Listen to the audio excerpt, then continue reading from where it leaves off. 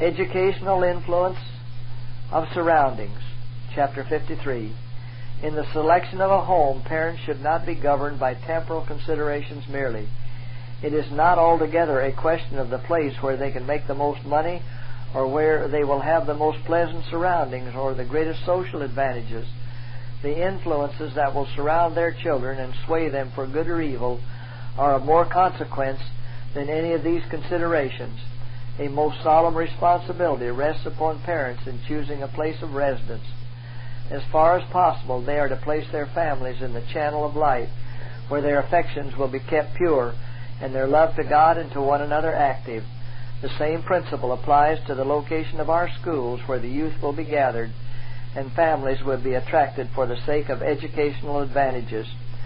No pains should be spared to select places for our schools where the moral atmosphere will be as healthful as possible, for the influences that prevail will leave a deep impress on young and forming characters. For this reason, a retired locality is best. The great cities, the centers of business and learning, may seem to present some advantages, but these advantages are outweighed by other considerations. Society at the present time is corrupt as it was in the days of Noah.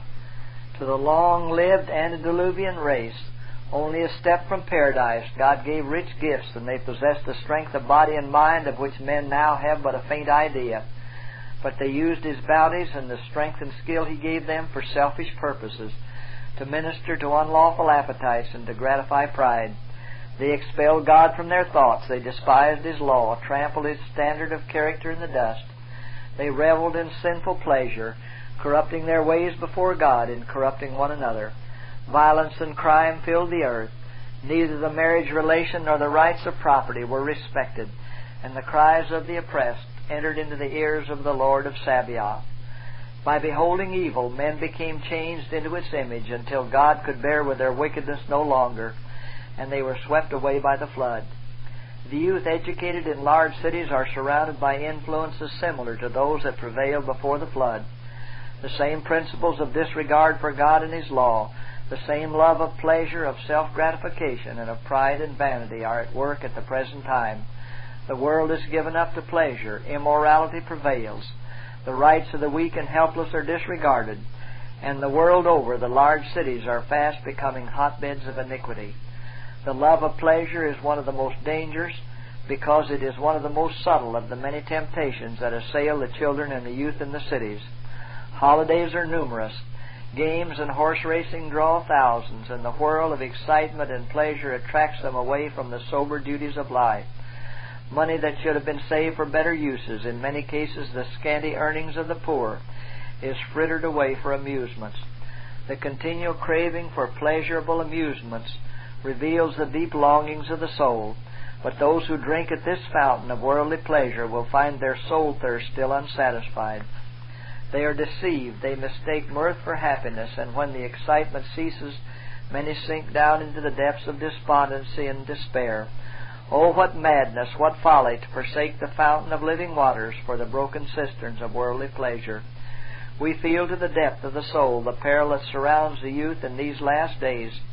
And shall not those who come to us for an education and the families that are attracted to our schools be withdrawn as far as possible from these seductive and demoralizing influences?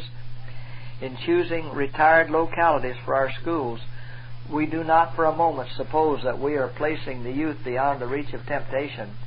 Satan is a very diligent worker and is untiring in devising ways to corrupt every mind that is open to his suggestions.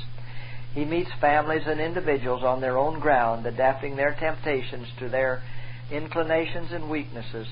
But in the large cities his power over minds is greater, and his nets for the entanglement of unwary feet are more numerous. In connection with our schools, ample ground should be provided.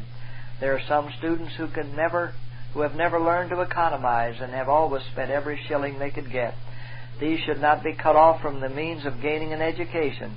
Employment should be furnished them, and with their study of books should be mingled a training in industrious, frugal habits. Let them learn to appreciate the necessity of helping themselves. There should be work for all students, whether they are able to pay their way or not. The physical and mental powers should receive proportionate attention. Students should learn to cultivate the land, for this will bring them into close contact with nature. There is a refining, subduing influence in nature that should be taken into account in selecting the locality for a school. God has regarded this principle in training men for His work. Moses spent 40 years in the wilds of Midian. John the Baptist was not fitted for his high calling as the forerunner of Christ by association with the great men of the nation in the schools at Jerusalem. He went out into the wilderness where the customs and doctrines of men could not mold his mind, and where he could hold unobstructed communion with God. When the persecutors of John, the beloved disciple, sought to still his voice and destroy his influence among the people, they exiled him to the Isle of Patmos, but they could not separate him from the divine teacher. On lonely Patmos, John could study the things that God had created. In the rugged rocks and the waters that surrounded the island, he could see the greatness and majesty of God. And while he was communing with God and studying the book of nature, he heard a voice speaking to him, the voice of the Son of God. Jesus was John's teacher upon the Isle of Patmos, and he there unfolded to his servant wonderful things that were to take place in time to come. God would have us appreciate His blessings in His created works. How many children there are in the crowded cities that have not even a spot of green grass to set their feet upon. If they could be educated in the country amid the beauty, peace, and purity of nature, it would seem to them the spot nearest heaven. In retired places where we are farthest from the corrupting maxims, customs, and excitements of the world, and nearest to the heart of nature, Christ makes His presence real to us and speaks to our souls of His peace and love.